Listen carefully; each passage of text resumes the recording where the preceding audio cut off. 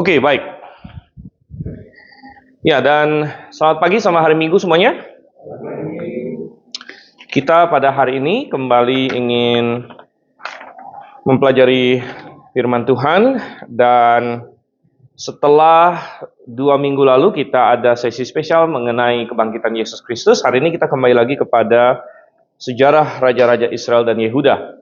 Minggu lalu kita tidak ada sekolah minggu dewasa yang saya ini karena ada pelayanan di Pontianak.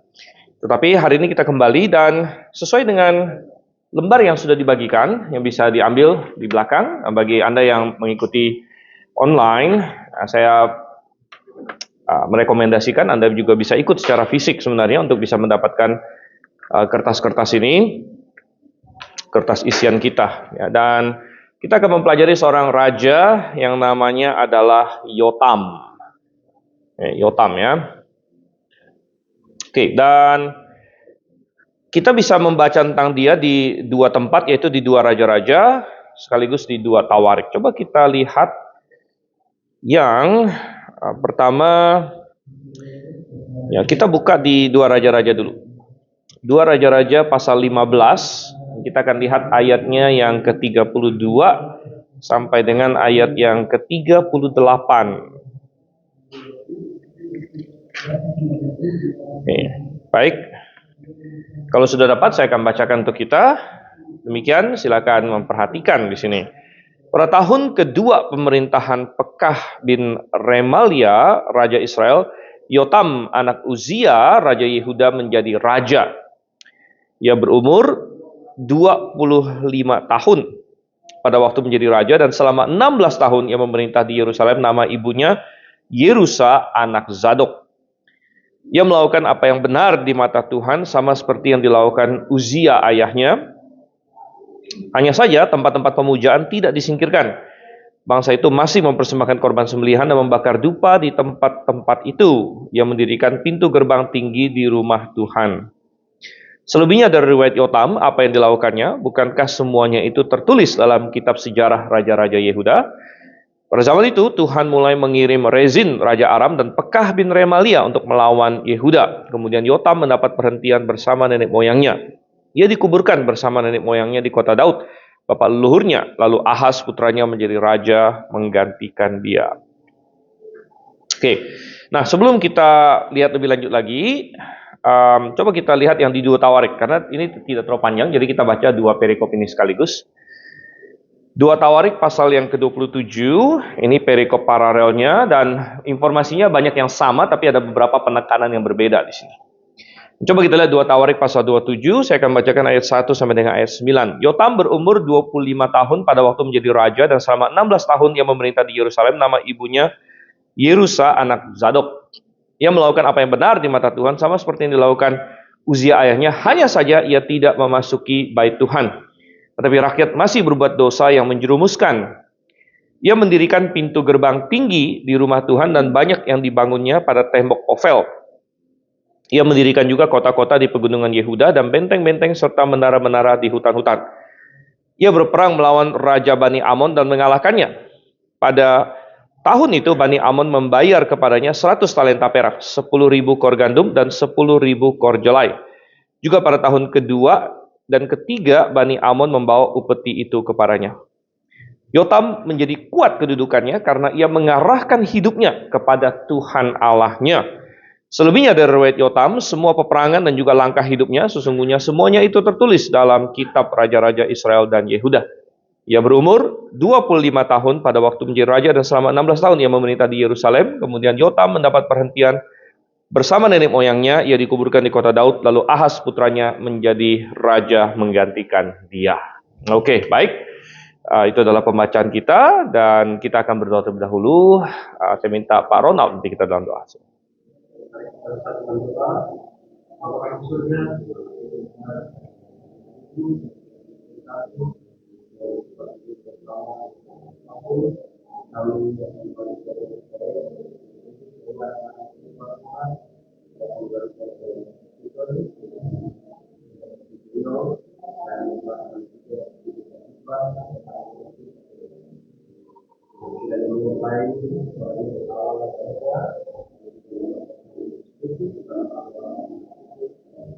Amin. Oke, baik ya. Nah, coba kita lihat dalam isian kita sekarang di dalam poin nomor pertama. Ini ya, kita mulai dengan latar belakang terlebih dahulu. Ketika kita mempelajari raja-raja Israel di utara, ya karena kita mengikuti pola di dalam kitab raja-raja di mana mereka beralih dari satu raja ke raja lain, ya.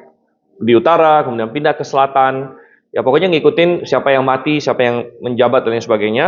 Maka kita juga demikian ya. Dan ketika kita mempelajari yang di utara, kita sering merasa sedih dan tertekan karena mereka semuanya meninggalkan Tuhan ya, semuanya tidak setia pada Tuhan, semuanya meninggalkan Tuhan. Itu isian kita. Tuhan Allah Israel. Dan saya pernah menyinggung bahwa suatu bangsa itu biasanya dikenal dengan Tuhannya. Ya, siapa Tuhannya? Ya, siapa? Jadi identitas dari suatu bangsa itu ada beberapa. Ya, satu geografi. Ya, bangsa itu lokasi di mana, gitu kan? Kemudian kedua biasanya adalah etnisitas. Ya. Yang ketiga adalah bahasa. Ya. Jadi ada bahasa apa? Dan yang keempat adalah ya, imannya atau kepercayaannya. Gitu, ya. Jadi biasanya suatu bangsa ya dia bisa bertahan ya kalau dia bisa mempertahankan keempat hal ini. Gitu, ya. Jadi kita melihat di situ ada geografi, ya, etnisitas itu lebih berhubungan ke budaya sebenarnya, budayanya, gitu ya, budayanya apa, kemudian bahasanya apa, dan kemudian adalah imannya apa, gitu, Tuhannya siapa, gitu ya. Dan bangsa-bangsa di sekeliling Israel, mereka masing-masing sudah dikenal, ya. Amon itu adalah punya Tuhannya siapa, begitu ya. Ada dewa Kamos, lain sebagainya. Mesir ada dewanya siapa. Begitu, ya. Jadi semua bangsa-bangsa itu mereka sudah punya dewanya, dewa Bel di Babel, dewa Marduk dan lain sebagainya, ya. Baal untuk Kanaan, ya, Baal untuk Kanaan. Dan Israel mestinya Israel juga punya Tuhannya. Ya, dan bangsa-bangsa lain tidak ada yang mau menukar Tuhan mereka. Ya, kalau mereka menukar Tuhan mereka itu sama dengan kayak mereka sudah kalah, begitu.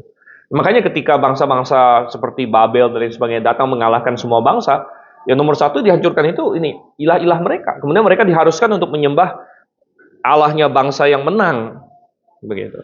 Namun Tuhan sering mengeluh dalam tanda kutip ya, dan Tuhan sering istilahnya menegur Israel bahwa kok kalian nggak kalah nggak apa menukar Tuhan kalian. Padahal justru yang kalian punya adalah Tuhan yang benar gitu. Ya. Yang lain itu Tuhan yang salah gitu ya, yang adalah justru kalau mereka mau tuker ke yang benar itu wajar gitu. Itu suatu hal yang benar gitu. Tapi kalian sudah punya Tuhan yang benar kok kalian tukar dengan yang salah gitu. Ya, dan Israel melakukan itu, mereka mendirikan lembu emas, ya, sempat mereka masuk ke dalam Baal juga di zamannya dinasti Omri dan sebagainya. Nah, kita lanjutkan dalam latar belakang kita, puji syukur masih ada orang-orang yang benar dan yang menjadi penghibur ya, masih ada orang-orang benar yang menjadi penghibur ya, di utara bukan rajanya tapi ada nabi-nabi ya, seperti Elia, Elisa. Kita tahu di zaman Elia ada 7.000 yang tidak mengikuti Baal dan lain sebagainya. Dan di selatan tentu masih ada beberapa raja Yehuda mengikuti Tuhan dan sungguh Tuhan menyisakan remnant ya, kita bilang remnant. Remnant itu sendiri artinya sisa sebenarnya. Jadi menyisakan sisa, yang menyisakan remnant.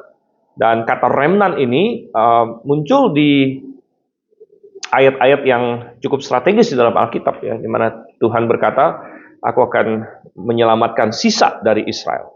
Ya, aku akan menyelamatkan sisa dari Israel, remnant dari Israel.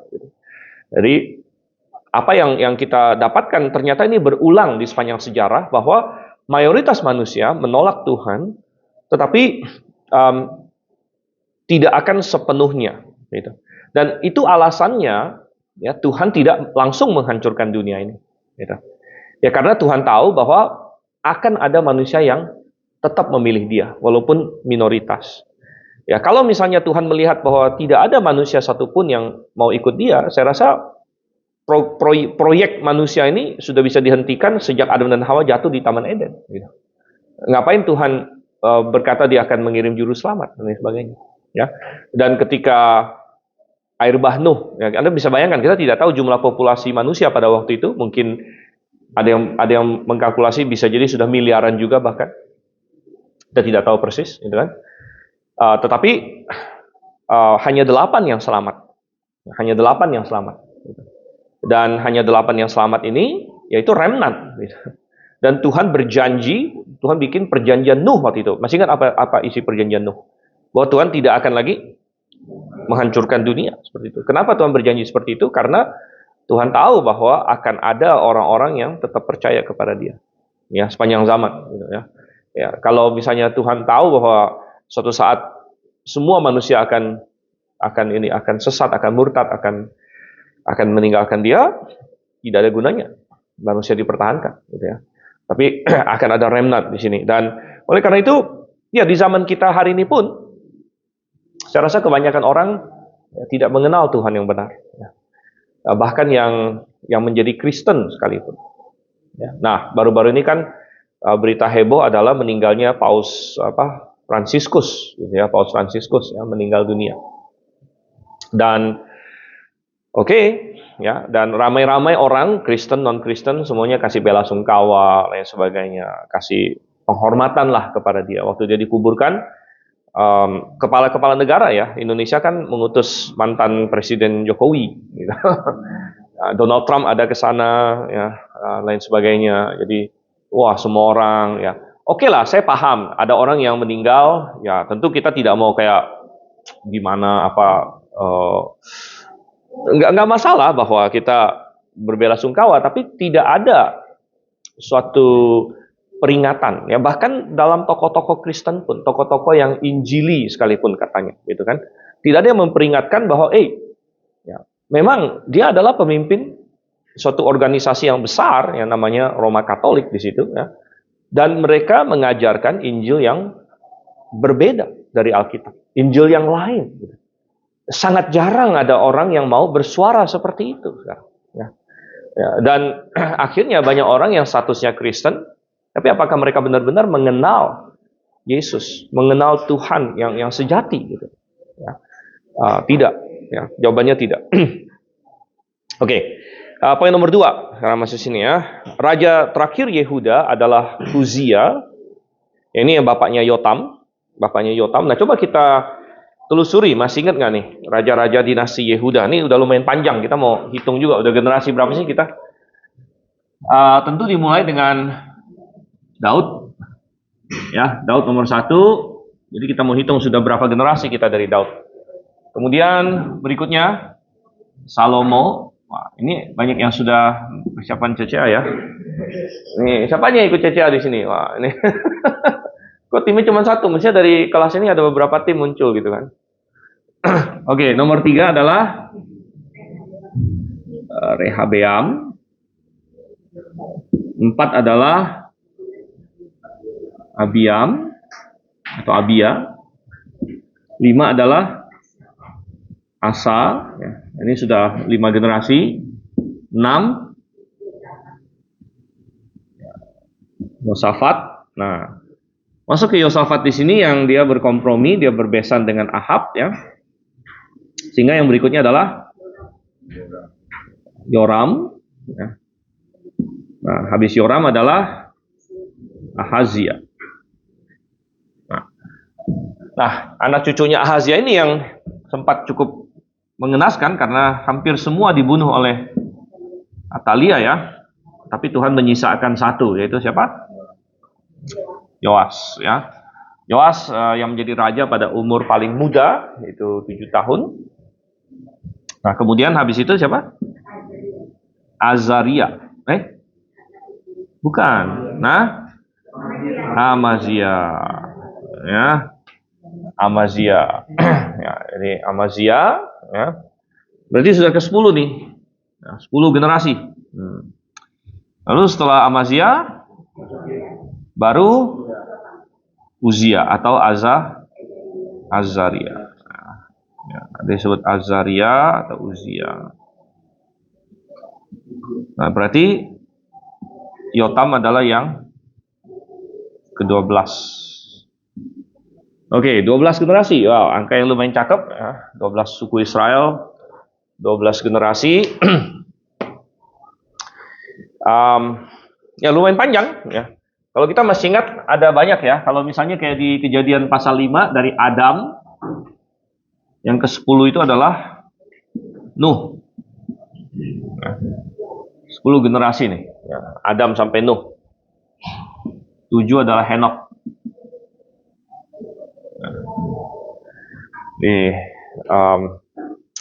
Lumayan panjang gitu ya. Nah, kalau kita hitung-hitung sebenarnya berdasarkan sejarah ini, dari kita sampai Adam itu kira-kira belum sampai 200 generasi. Ya. Dari kita sampai Adam. Ya. Jadi itu udah nggak tahu mau panggil apa sih gitu ya. Ini nggak panggil bapak, kakek, buyut atau apa lagi segala macam ya. Kalau ketemu Adam nggak tahu panggil apa gitu ya. Tapi ini menarik. Oke. Lanjut lagi sini. Poin nomor 3. Bahkan sebelum ayahnya mati, Yotam sudah mulai memerintah, ya. Karena ayahnya terkena penyakit, masih ingat penyakit apa? Penyakit kusta. Jadi Uzia kena penyakit kusta. Dan kenapa dia kena penyakit kusta? Ya, karena dia mau melanggar batasan antara imam dan raja. Dia mau melanggar batasan antara imam dan raja. Ya, imam itu sebenarnya hanya keturunan Harun, raja adalah keturunan Daud. Dan Tuhan tidak mau imam mau jadi raja atau raja mau jadi imam. Sampai nanti siapa yang boleh menyatukan keduanya? Ya tentu Mesias, ya, Sang Yesus Kristus, gitu kan. Dan kalau ditanya kok Yesus boleh jadi imam padahal dia bukan keturunan Harun? Nah itu dijawab oleh kitab Ibrani. Ya, karena dia adalah imam menurut aturan Melkisedek. Jadi bukan aturan Harun lagi. Gitu. Nah aturan Melkisedek kok boleh gitu? Dari mana itu? Ya itu yang Tuhan langsung gitu. Nah, Tuhan langsung. Ya. Jadi aturan Melkisedek ya. Jadi waktu itu Uzia mau membakar ukupan, dia langsung kena tulah, kena kusta. Dan ternyata Yotam belajar dari kesalahan ayahnya sebagaimana tercatat dalam tadi yang kita baca 2 Tawarik 27 ayat 2. Ya, 2 Tawarik 27 ayatnya yang kedua. Di mana saya bacakan lagi, ia melakukan apa yang benar di mata Tuhan sama seperti yang dilakukan oleh Uzia ayahnya. Hanya saja ia tidak memasuki bait Tuhan. Ia tidak memasuki bait Tuhan. Nah, ingat bahwa yang boleh memasuki bait Tuhan. Nah kadang-kadang kita membaca Daud masuk bait Tuhan. Benar kan? Tapi maksudnya Daud masuk ke bait Tuhan itu dia masuk ke pelatarannya. Gitu. Dan kalau saya ingatkan sedikit, bait Tuhan itu, ya bait itu sendiri ya, itu seperti gini kira-kira. Jadi ini adalah ruang kudus. Ini ruang maha kudus. Ya ini bangunannya. Nah ini tidak boleh dimasukin kecuali oleh imam. Karena di sini ada mezbah ukupan. Nah, kalau mereka mau bakar ukupan di sini. Di sini ada kandil. Nah, di sini ada meja roti sajian. Tapi di luar sini ada mezbah bakaran. Nah, orang Israel boleh masuk sini yang laki-laki. Ini pelataran. Ya. Pelataran di sini ya. Jadi waktu orang Israel mau datang membawa korban kepada Tuhan, mereka masuk ke sini dan imam akan membantu mereka mempersembahkan korban di atas mezbah bakaran di sini. Tapi yang mau dilakukan oleh Uzia adalah dia mau masuk untuk mempersembahkan ukupan. Ukupan itu di sini, ya. Nah, itu tidak boleh. Ya. Nah, kalau misalnya raja mempersembahkan persembahan, ya biasanya di sini dibantu oleh imam tentunya. Ya, jadi siapapun boleh membawa persembahan untuk Tuhan, ya dan mempersembahkannya. Cuman dia bawa imam yang ini bantu dia persembahkan, gitu ya. Nah, jadi, nah ini yang dilakukan oleh Uzia waktu itu. Oke, kemudian poin nomor 4. Alkitab mencatat bahwa Yotam melakukan yang benar, ya, tepat seperti ayahnya. Dia melakukan yang benar, tepat seperti ayahnya. Dan ini sudah beberapa kali kita baca. Ya, kita membaca Uzia melakukan tepat seperti bapaknya, Amazia melakukan tepat seperti bapaknya. Dan mereka semua ini disebut benar oleh Tuhan. Ya. Ini 4 ini disebut benar. Ini yang kacau, ini yang ini ya, tidak benar. Ini benar. Ini tidak benar. Ya, jadi kita bisa melihat ada semacam pola ya, di mana ketika ada yang tidak benar, biasanya anaknya terpengaruh gitu.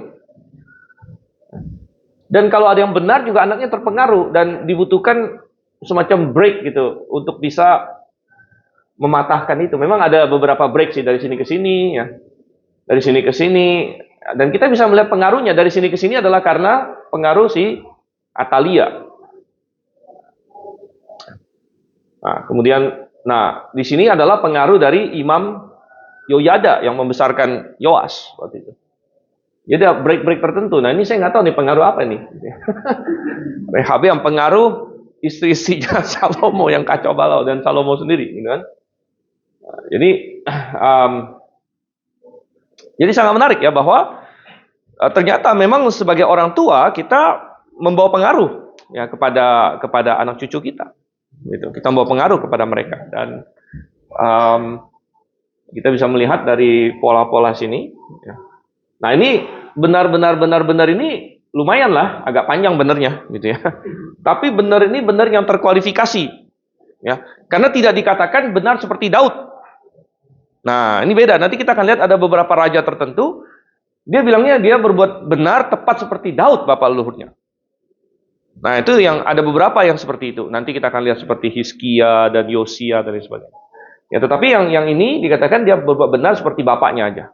Dan ini semua terkualifikasi karena Yoas itu di ujungnya ngaco dia. Jadi agak mirip-mirip, yang lain juga seperti itu. Ya. Amazia juga di ujungnya ngaco. Uzia juga di ujungnya ngaco. Gitu kan? Jadi kita bertanya-tanya tentang Yotam nih, karena dikatakan dia berbuat yang benar seperti ayahnya. Apakah dia akan di ujungnya ngaco juga atau enggak? Coba kita lihat.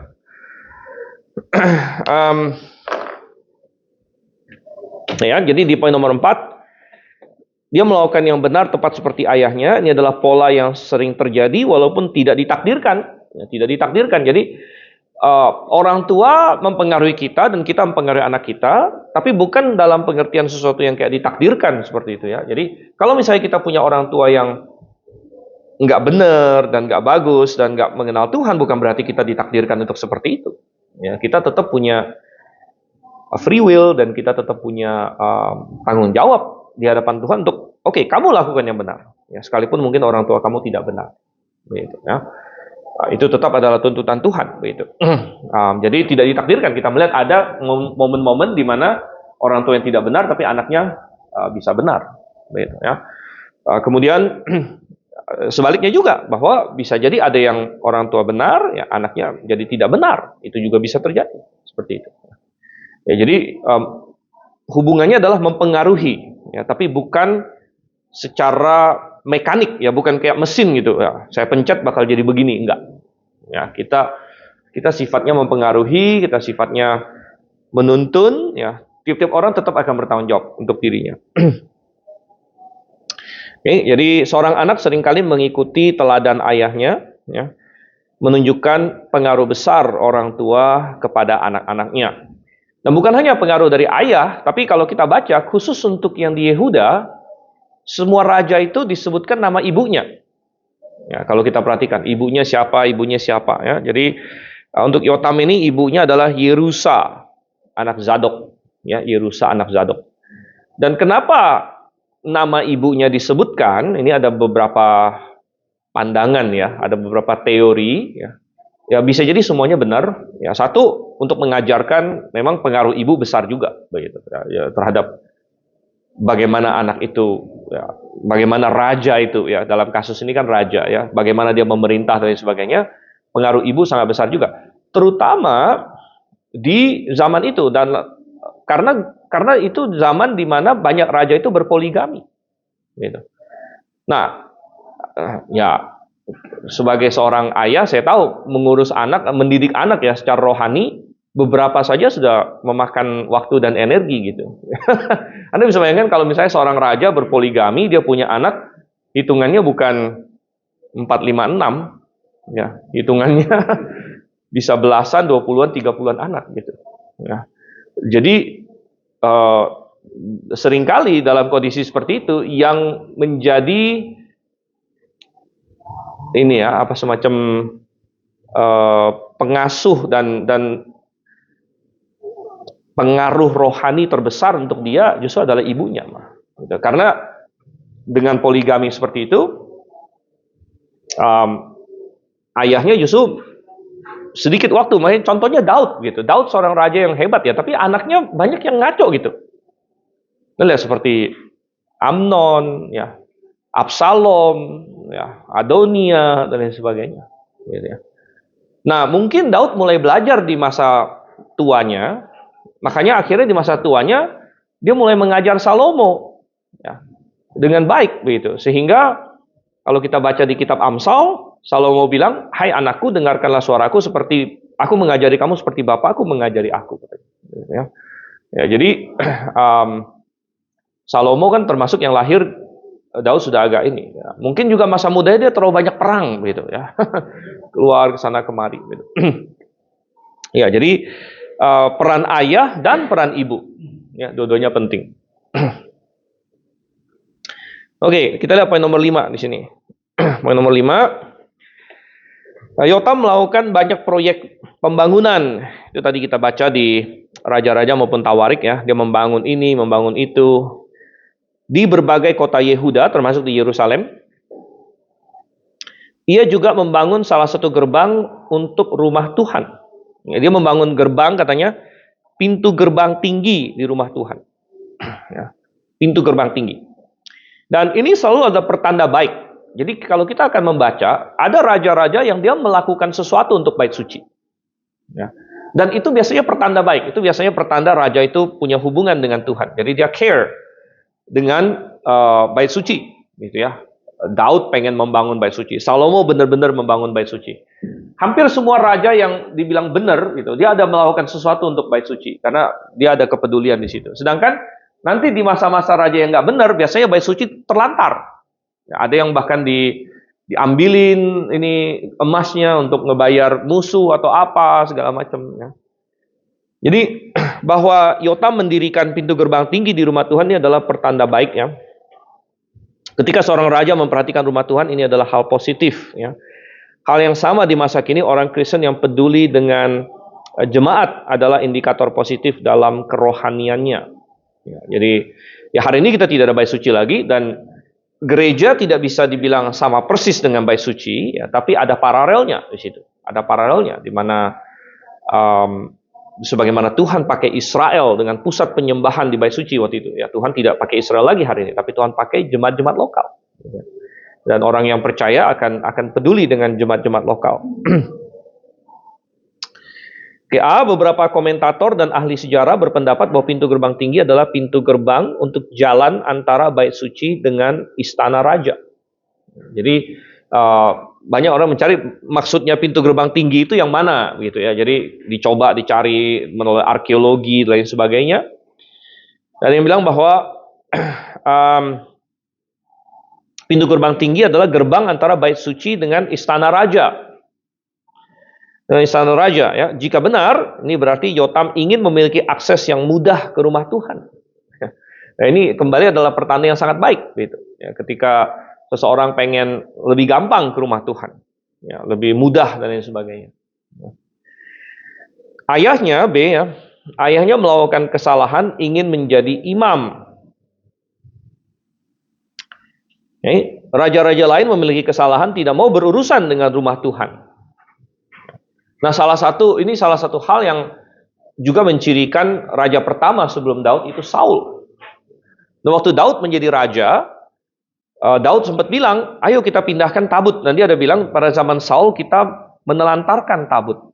Ya, ingat, waktu itu tabut di zaman Saul kan dikembalikan oleh orang Filistin, ya, tidak lama setelah direbut oleh mereka, lalu ada di Kiryat, ya, Kiryat Yarim. Dan sepertinya Saul biarin aja, dia nggak ada kepentingan di situ. Ya. Tapi begitu Daud menjadi raja, dia bilang, oh kita harus peduli tentang ini. Ya, dan kita telah menelantarkannya semasa Saul. Ya, jadi ini juga pertanda ya. Jadi ada raja yang tidak mau berurusan dengan rumah Tuhan, itu salah. Ada raja yang terlalu mau berurusan, tapi maksudnya dengan cara yang salah, yaitu Uzia, dia malah mau menjadi imamnya, begitu. Nah, ini juga salah ya. Dan Yotam sepertinya memiliki kombinasi sifat yang baik di sini, di mana dia pengen punya akses yang dekat dengan rumah Tuhan, ya, jadi dia bangun pintu gerbang tinggi. Ya terus terang geografinya seperti apa, ya, kita tidak terlalu tahu lagi ya, pintu gerbang tinggi yang sebelah mana, karena ini pelataran dalam, pelataran laki-laki, kemudian nanti ada pelataran perempuan, kemudian ada pelataran bangsa-bangsa lagi. Ya. Jadi pintu gerbang tinggi. Ya. Tapi sepertinya itu supaya akses dia lebih mudah. Gitu. Oke, poin nomor 6. Tidak heran jika dikatakan Yotam menjadi kuat. Ya, karena fokusnya pada Tuhan. Sekali lagi kita lihat di 2 Tawarik 27 ayat 6 tadi. Ini ayat yang sangat menarik dan mencuat tadi waktu kita baca. Ini dikatakan Yotam menjadi kuat kedudukannya. Nah, ada kata-katanya di situ, karena ia mengarahkan hidupnya kepada Tuhan Allahnya. Dan Alkitab, terutama raja-raja dan kitab Tawarik, tidak jemu-jemunya mengingatkan kita, ya, bahwa seberapa sukses dan kuat kita, sebenarnya ini adalah masalah rohani. Gitu. Dan ini adalah, kita bisa bilang, saya kan hari ini bukan raja. Apa relevansinya ya kita raja-raja, kita Tawarik untuk saya bukan pemerintah, saya bukan presiden, saya bukan perdana menteri, apalagi raja hari ini, monarki hampir nggak ada di dunia. Apa relevansinya saya belajar dari raja-raja ini? Relevansinya banyak sekali gitu, karena ini bukan hanya berhubungan soal raja atau apapun lah, pangeran atau apa. Ini untuk semua manusia gitu. Dan kalau seorang raja pada waktu itu mungkin dia berpikir, saya kuat kalau saya punya banyak pasukan, kalau uang saya banyak, kalau kuda saya banyak, ya pertahanan saya kuat dan lain sebagainya. Tapi Alkitab tidak jemu-jemunya menekankan berulang-ulang bahwa enggak. Sebenarnya kamu kuat kalau kamu menunjukkan hidupmu kepada Tuhan. Semua hal yang lain itu bisa nanti Tuhan berkati gitu. Itu yang dunia lihat gitu. Dunia melihat Daud kuat karena pasukan dia hebat. Ya, dunia melihat Salomo kuat karena dia uangnya banyak dan lain sebagainya. Itu semua adalah berkat Tuhan. Ya. Tetapi kuat atau tidaknya kamu itu berdasarkan bagaimana kamu dengan Tuhan sebenarnya. Ya, dan ada yang kuat secara eksternal tapi dalamnya kopong, dia nggak punya hubungan dengan Tuhan sebenarnya. Dan ini akan sebentar lenyap punya. Gitu, ya. Ya, jadi relevansinya tinggi sekali untuk kita bahwa kita diajar untuk belajar dari ini semua. Nah, mungkin kita bilang, tapi gimana ya? Bagaimana saya bisa melihat ini? Ya. Karena begini, ada yang berkata, waktu adalah guru yang paling baik. Sayangnya, guru yang paling baik ini membunuh semua muridnya, gitu ya. Artinya, seringkali manusia itu menjadi hikmat terlambat gitu. Kita sudah agak tua, kita baru bisa kilas balik, oh iya bener gitu kan. Kita sudah lihat banyak orang, kita sudah lihat banyak situasi, kita sudah tua, oh iya bener ya, ternyata yang ikut Tuhan yang begini dan lain sebagainya. Tapi sudah terlambat gitu, kalau kita baru saat itu mengambil kesimpulan gitu kan. Nah, itulah makanya kita harus berjalan dengan iman gitu. Iman pada firman Tuhan. Gitu. Tadi kita bicara mengenai generasi-generasi. Tidak ada satu orang pun yang hidupnya lebih dari satu generasi dia. Jadi kalau kita mau mengandalkan diri kita pun, kita hanya bisa melihat satu generasi saja, yaitu hidup kita. Sedangkan ada suatu pola yang lintas generasi. Bagaimana kita bisa melihat itu? Kalau bukan dari iman pada firman Tuhan. Ya. Bahwa berkat Tuhan itu bahkan sampai ke anak cucu. Gitu. Bahwa penyertaan Tuhan itu, jangankan kita bicara minggu ini, bulan ini ya. Kita bicara mengenai dekade, abad ke abad, ya, dan lain sebagainya. Jadi itu yang bisa kita tarik dari semua ini, bahwa ya, ternyata ya Tuhan bekerja di dalam sejarah sedemikian rupa, bukan hanya dalam hidup satu orang, tapi dalam hidup bergenerasi-generasi orang, gitu ya. Dan Tuhan, dan bagaimana semua manusia-manusia ini ya, punya hubungan dengan Dia. Ada yang menolak hubungan dengan Dia, dan apa akibat itu dan lain sebagainya. Pelajaran yang sangat indah. Gitu ya. Hah? Oh iya. Ya, tentu cari dahulu kerajaan Allah dan kebenarannya, gitu ya. Semuanya akan tambahkan padamu. Ya. Oke, oleh karena itu pula Tuhan memberi dia kemenangan melawan bangsa Amon. Tadi kita baca ya, dia berperang melawan bangsa Amon, lalu mengalahkannya, ya. Dan bangsa Amon katanya membayar 100 talenta perak kepada dia. Nah, masih ingat di pembelajaran yang lalu, sebaliknya di utara, yang terjadi sebaliknya, malah orang Raja Israel yang harus kumpulin pajak bayar ke ini, ke Asyur waktu itu, gitu ya. Ya, jadi kita melihat bangsa yang meninggalkan Tuhan dengan bangsa yang berpaut pada Tuhan di sini ya. Oke, tapi kita lihat sayangnya poin nomor 7 sini ya.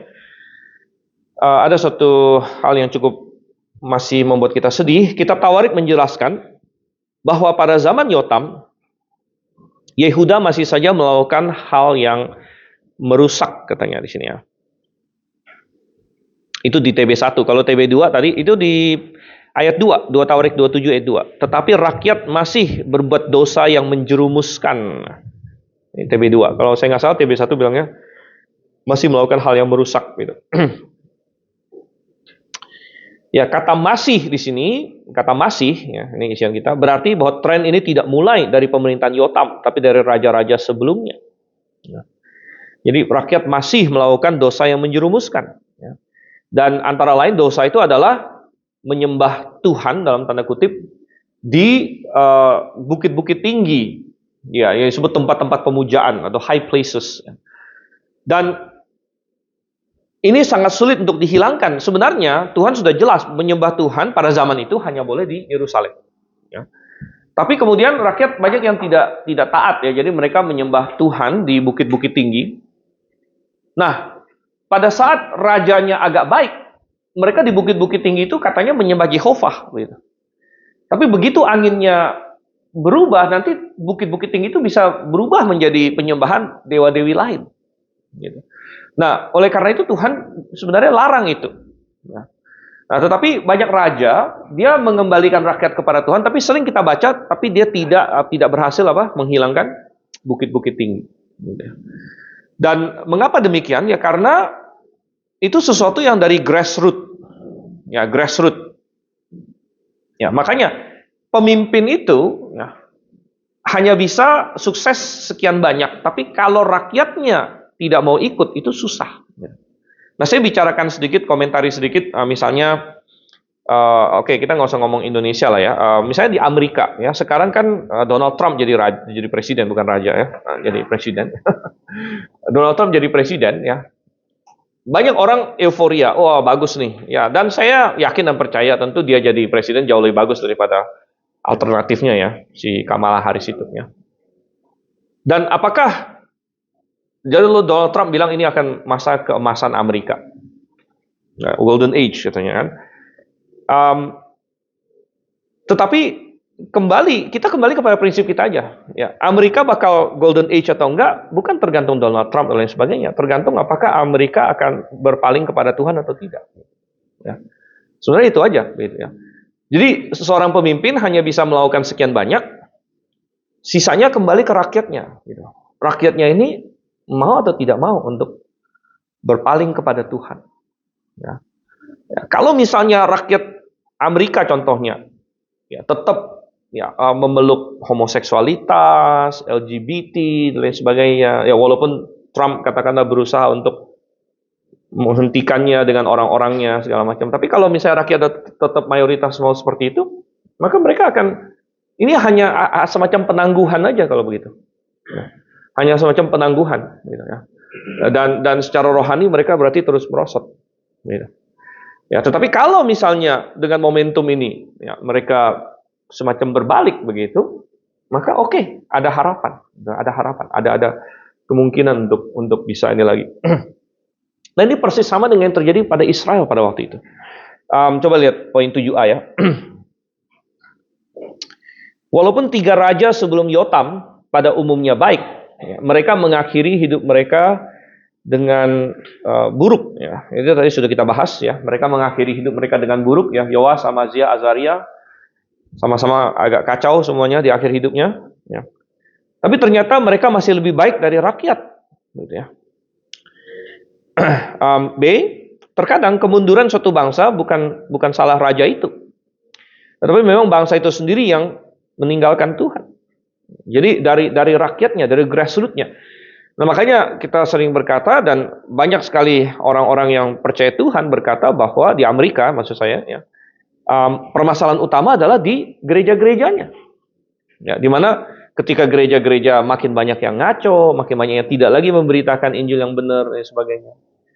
Rakyat akhirnya menjadi berubah dan sebagainya. Akhirnya bangsa itu sendiri yang meninggalkan Tuhan, ya. C. Adanya kemakmuran dan keamanan di Yehuda selama puluhan hingga seratusan tahun tidak menutupi bahwa bangsa itu menjauh dari Tuhan. Ya, bangsa itu menjauh dari Tuhan sekalipun ada kemakmuran, relatif kemakmuran, karena mereka cukup panjang. Ingat Uzia berapa? 52 tahun. Ya, memerintah, ya. Cukup panjang mereka, ya, memerintah. Jadi kalau digabung ini sudah seratusan tahun, ya, pemerintahan dari sini. Tapi mereka menjauh dari Tuhan, ya. Para nabi seperti Hosea, Amos, dan Yesaya telah giat memperingatkan umat, ya, di sini. Ya, jadi ya ternyata rakyatnya sendiri yang sudah pelan-pelan menjauh dari Tuhan. Oke, poin 8. Oleh karena itu, Tuhan mengizinkan koalisi antara Israel dan Aram. Ya, koalisi antara Israel dan Aram. Dan kalau kita masih ingat dalam peta kita, Israel itu di utaranya Yehuda, Aram di utaranya lagi. Ya. Aram itu Syria. Jadi koalisi antara Israel dengan Aram atau Syria untuk menyerang Yehuda. Ya, dan penulis Alkitab, ya, melihat ada kedaulatan Allah di balik semua kejadian sejarah. Tuhan mengizinkan itu. Contoh di Israel, serangan yang terakhir yang 7 Oktober itu kan, yang memicu perang yang sampai sekarang belum selesai-selesai. Gitu. Ya, dan tentu itu suatu tindakan yang sangat mengerikan, ya, sangat jahat sekali, ya. Tapi kenapa bisa begitu? Kenapa Israel tidak damai, tidak dalam perdamaian? Ya, karena Israel belum benar-benar dengan Tuhan. Gitu. Makanya masih bisa ada serangan-serangan seperti itu. Ya, jadi ya Tuhan mengizinkan koalisi, dan koalisi antara Israel dengan Syria ini mulai di masa Yotam, tapi nanti akan benar-benar terasa di masa Ahaz anaknya, yang akan kita bahas di kali berikutnya, ya. Atau mungkin kita balik dulu ke utara, baru nanti kita ke Ahaz. Baik, sampai di sini. Ada pertanyaan?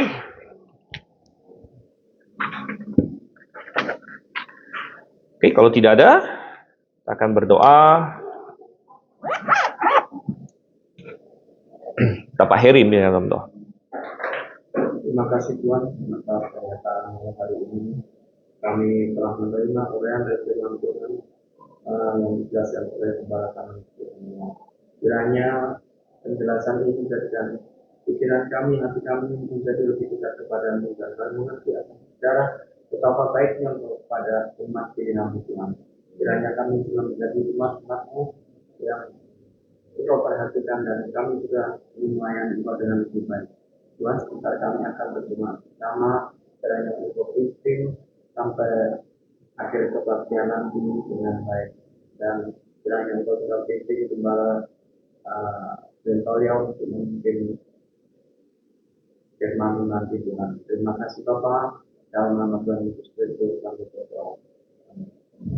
Amin. Oke, terima kasih. Padahal rajanya tuh menurut